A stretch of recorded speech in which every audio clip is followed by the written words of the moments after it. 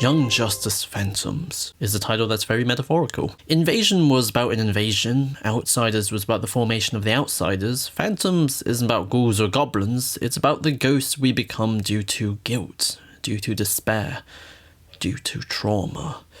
Yup. As a result, unlike the previous seasons, there's no central event framing everything.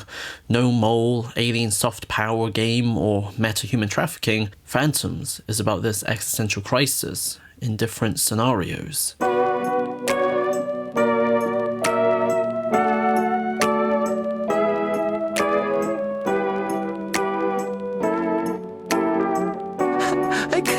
could have done something. What?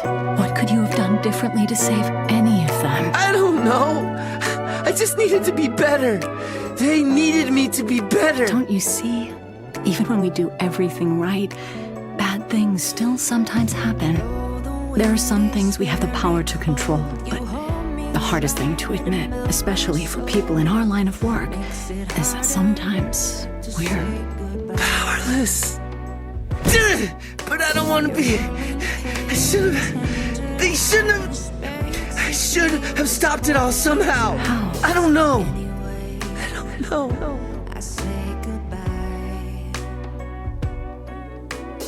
It's 26 episodes divided into 6 arcs, around 4 episodes each. The first is focused on McGann and Connor's marriage ceremony, but in typical Young Justice fashion, it's also a murder mystery, where the Martian king was killed and there's massive tensions between the various Martian races. Speaking of appearances, there's also very clearly a lower budget. It looks like a PowerPoint presentation at times, from the lack of motion, especially with all the telepathic communication. My guess is it'll target and kill all the Garoons in the arena, maybe the Bloodends as well. But all the voice actors are back, so eventually my brain did adjust. The arc is themed around Left Behind, McGann's little brother, Prick. You should have protected me! Shut up. His whole shtick is making everything worse for everyone else, which coupled with the slower pacing forces you to sit with loads of hours of uncertainty. I hate him. You were glad Connor was dead. No. Anyways, he refused to listen because he's shut that part of himself out, when McGann left him in a hostile society to save herself, while McGann feels similar with her sister, Emery. Emery, when we were kids, you saw what was happening to Macam and I. How we were bullied. You abandoned me, ran away to Earth. I had to go, but you didn't want to risk your popularity with the Garoons. You were our big sister. You should have protected us. I was dying here. Don't you think I know that? Why didn't you take me with you? I was a child, and you were my rock. I was just a kid, too. I was a child, too. Trauma is what defines these relationships, painful past that can't be made sense of in the present. How are you supposed to love someone who doesn't see you as being part of them? A pain that also exists on a societal level from all the racism, and thus intensifies the political divisions, preventing social healing. How many of our Garoon siblings plan to attend your wedding? It's easier to see your family as political opponents than as people who love you, who can change. The wisdom the arc presents is communication, and not being overprotective of the past. Ja'an's entire family disowned her for marrying an A'ashen. Except for Ja'an, his time on Earth changed him for the better. But it's good to hear Ja'an learn racial tolerance. On Earth, of all places. It's the confessions between the characters which changes them.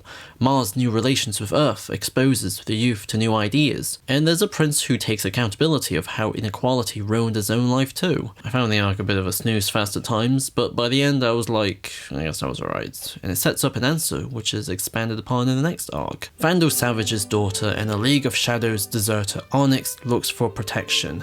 Artemis, as a means to figure out who's lying, brings Cheshire on board. It's a very back-to-basics Young Justice story.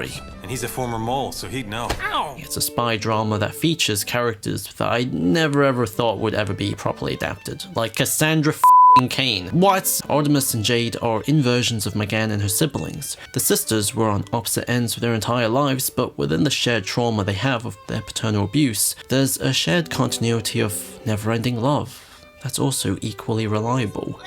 I'm happy to give you those and whatever else I get scrounged. The main themes here are motherhood, abused children, and free will. Everyone are runaways with trauma from their abusive parents, and they all see themselves as potential monsters who bring their prisons with them. He loved me and I never saw him again. Exactly. As a result, both the Mars arc and the Sisters arcs triangulate on the same idea. In order to find a way to make sense of one's painful past, it requires the self to see itself as part of a greater whole, which is the literal focus in the third arc. Zatanna and Dr. Fate must aid Clarion from being replaced by someone worse, because as much as he's a little he's at least under the leash of Vandal Savage, and that's the big thematic irony. Savage is a villain, but his 1,000-year plans for world domination puts him on the side of order, which ironically upsets the balance between order and chaos. As a result, Dr. Fate and the Lords in their own paths ends up learning to accept the necessity of chaos in order for order to find its way. You reference my alliance with Darkseid, but you ignore how that alliance is fated to end, with a final conflict between Apocalypse and Earth, wherein if Earth falls, the anti-life equation reigns supreme. Chaos will virtually cease to exist, rendering order moot. For what is order without chaos? It is as light without shadow. You view cooperation as chaos, but it is only in the combined strengths of all these individuals, in the unity of the disparate, that order may truly rise out of chaos. You must know this on some level. Remember, Lords, victory was never the point. It is the balance that is all. We need each other to know each other's secrets, to keep each other on the straight and narrow.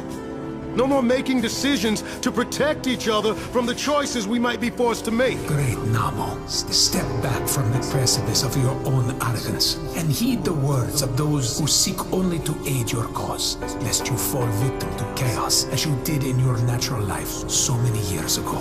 Rather than fight over one embryonic world, we should join forces with an eye toward long-term goals. I propose that Naboo alternate host bodies. Each wears the helmet for a week before handing it off to the next in line, keeping Fate's host fresh and healthy at all times. This and the Sister arc both provide fulfilling closure for tragic relationships I never thought would be possible. And you've probably noticed there's a bit of a trend here. Reproducing the past just because that's how it's always been is a pretty consistent antagonistic force. It was the systemic villain of the Mars arc, it made Shiva savage and Sportsmaster abusive, it's the existential problem the Lords and Dr. Fate learns from, and it's also a literal problem in the fourth arc. We now slow down and become, guess what, a political thriller. Calder still mourns Connor's death and comes home. He's repressing everything, and there's a battle for the throne with Arian, the first ruler of Atlantis, who the masses once restored. But then he turns out to be a clone, and Arthur is like, hey, my wife is pretty cool too. What turns people into phantoms is this obsession with familiarity. Even when the benefits of positive personal and social change is right around the corner, you just have to sometimes forfeit your powers and responsibilities for a moment.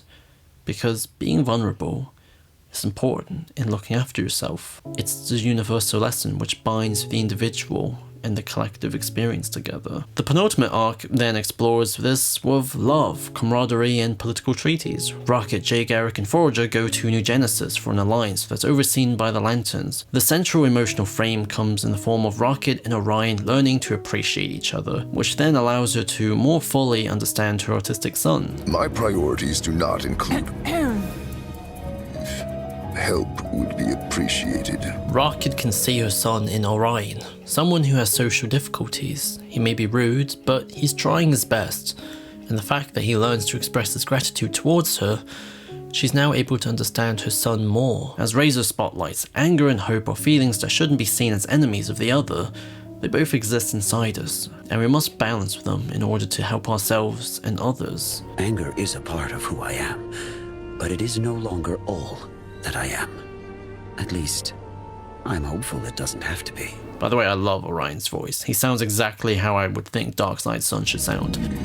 This is my favourite arc in the entire season, but it's also only half the story technically. It explains the Legion of Superheroes and Connor's fate, finally, for the climax. Zatanna and Dick figures out Connor isn't dead, which snowballs into the old team coming back together in a war with Zod, who plans to turn Earth into New Krypton. His ideology is a worship of pure naked individualism, where order is everyone chanting his name and the destruction of anything different. In fact, he was kicked out of Krypton for being against its new relationship with New Genesis. He represents represents all the intolerance, all the arrogances and obsession with order the entire season had been painting, and he gets beaten up, shockingly, before Connor and Megan's wedding. This is all a much needed simple climax for a journey that transported me from frustration to enjoying it in a haze to f***ing cheering to now being so pleased I need to change my pants. Despair is how I'd summarize Young Justice Phantoms. It's a journey through hell to find your place in heaven, and the people we walk with also forms a reunion. If you haven't noticed, all the arcs are led by someone from the original team, who are all finally given closure, but there's also still a goddamn cliffhanger which might not go anywhere because the show hasn't been picked up again. There was a coldness I had with the previous seasons, and it largely stemmed from the way it handled the themes of generations. First, the original cast was very explicitly being phased out, so as much as I was charmed by the new characters, there was an unavoidable feeling of resentment chipping away my patience. Secondly, the handling of its characters became more abstract. It went from a drama about young people earning the respect of the adults in a game of secrets to a poetic discussion about the overall social necessity of role models and ending the reliance on all secrets so everyone could be held accountable. As a result, the show shifted from being about people to one about symbols, where media and culture was the focus, as opposed to the biographical growth of all the old characters. But all these characters, everyone had achieved such a level of depth and sophistication that it felt like a waste. Phantoms fed this decade-long hunger. It's the season I've always wanted, even with the lower budget and frustrations here and there, because listening to Zatara talk about life in these slideshows, that meant more to me than anything. All of a sudden, these characters aren't just back, they get to live. They get to heal. They get to arrive at the next stage in life. Just as the story was about people becoming better from the community around them, I found myself feeling the same effects. These characters were my role models in my youth, and now I'm the same age as them. And they're still showing me how to walk. Nabu, how can you miss the point of your own story? You view Fate as a single champion. A lone warrior, capable of triumphing over any opposition. I am General Zod, and on the basis of my will and my strength, I lay claim to this world in the name of Krypton and the House of Zod. Kneel before Zod, Kal-El. Then why are you here? To get me to leave with you? I don't want to be needed. Gotta get you out of here, SP! Up to the sun to recharge! I can't take being needed anymore. It's a mommy mask! I wouldn't be joining them.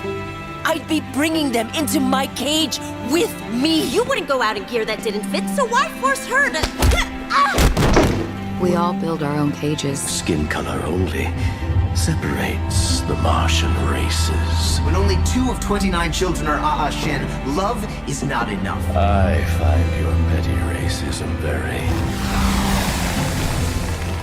entertaining. You believe you have rejected me, declared yourself an orphan, but you are no orphan. Come back to your mother when you are ready to admit who you really are. But this has never been true, nor was it your master's intent. You're free now.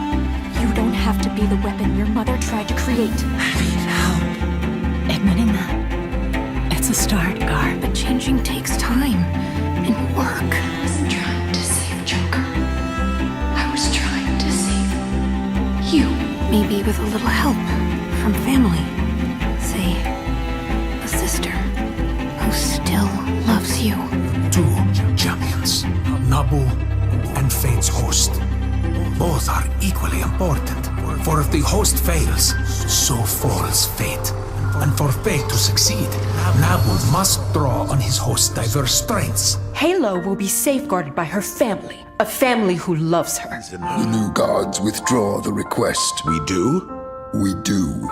Megan Morse's hive can help Megan Morse get dropped. What about the people in your life? Megan and I have talked. He did not simply learn tolerance. That is insufficient. He learned acceptance, empathy. Yet every host, every person finds their strength in their own way. Finding strength through mentors, family, and faith. Everyone's been really forgiving of my prior jerkitude. Mostly, they're just glad I'm getting help. Booyah! From the moment we met, you have been my whole heart. I didn't know how to love, let alone express that love. until you taught me. You deal with unique challenges, friend Rocket. We have to face this. Deal with it. With this ring, I promise to love, honor, and cherish you for all eternity.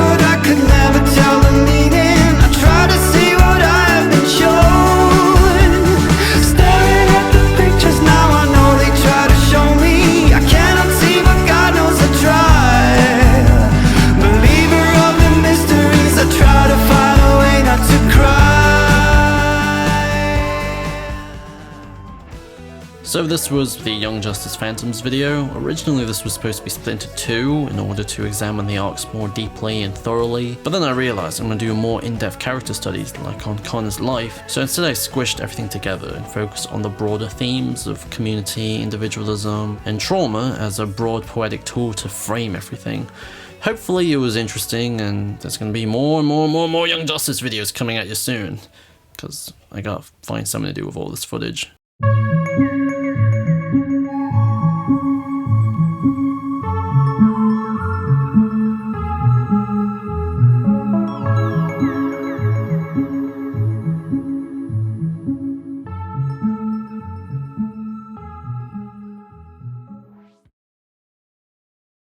We'll throw in one full bag of freeze-dried chicken whizzies. I was saving those for the zone.